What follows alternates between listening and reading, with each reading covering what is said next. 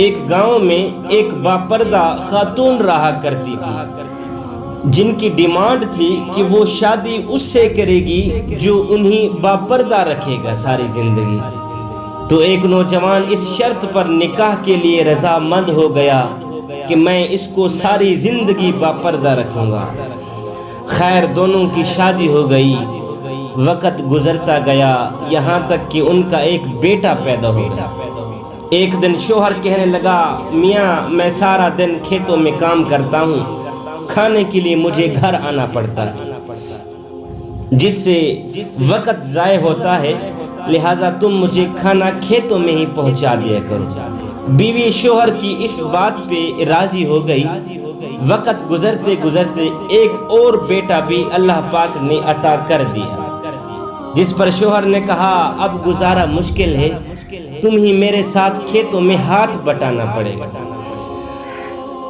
یوں ہی وہ باپردگی سے نیم پردے تک پہنچ جاتی ہے وہ عورت، کہ آدھا پردہ کیا کرتی تھی، آدھا پردہ آہستہ آہستہ ختم ہی ہوگا۔ اور تیسرے بیٹے کی پیدائش پر اس کا شوہر اسے مکمل بے پردگی تک لے آیا۔ وقت گزرتا گیا یہاں تک کہ اولاد جوان ہو گئی۔ ایک دن یوں ہی بیٹھے بیٹھے شوہر ہنسنے لگا۔ بیوی نے سبب پوچھا تو کہا کہ تو بڑا پردہ کیا کرتی تھی، آخر کار تیرا پردہ ختم ہو گیا ہے نا؟ کہاں گیا تیرا پردہ؟ کیا فرق پڑا پردے اور بے پردگی میں؟ زندگی تو اب بھی اسی طرح گزر رہی ہے۔ بیوی بولتی ہے کہ شوہر میاں او میرے سرتاج، تم ساتھ والے کمرے میں چھپ جاؤ، پھر میں تمہیں بتاتی ہوں کہ پردے اور بے پردگی میں فرق کیا ہوتا ہے۔ شوہر کمرے میں چھپ گیا۔ عورت اپنے بال بکھیر کر رونا شروع کر دیتی۔ پہلے بڑا بیٹا آتا ہے، رونے کا سبب پوچھتا ہے تو ماں کہتی ہے تیرے باپ نے مجھے مارا ہے۔ بڑے بیٹے نے ماں کو سمجھایا کہ اگر ابو نے آپ کو مارا ہے تو محبت بھی تو آپ سے کرتا ہے نا، تیرا خیال بھی تو کرتا ہے نا، تیرے ساتھ محبت پیار کرتا نہیں۔ خیر بڑا بیٹا سمجھا بجھا کے چلا جاتا ہے۔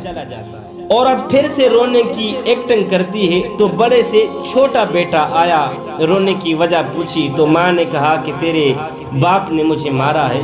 بیٹا غصے سے باپ کو برا بھلا تو کہتا ہے لیکن پھر بھی ماں کو سمجھا کر چلا جاتا ہے۔ اب عورت یہی ڈرامہ چھوٹے بیٹے کے سامنے کرتی ہے۔ چھوٹا بیٹا تو آگ بگولا ہو جاتا ہے، زور زور سے گالیاں بکتے ہوئے ڈنڈا اٹھا لیتا ہے، کہتا ہے ابھی باپ کی خبر لیتا ہوں، کون ہے میری ماں کو مارنے والا۔ پھر عورت اپنے شوہر کو بلاتی ہے اور کہتی ہے کہ میاں پہلا بیٹا میرے پردے کے زمانے میں پیدا ہوا تھا، اس نے تیرا پردہ بھی رکھا۔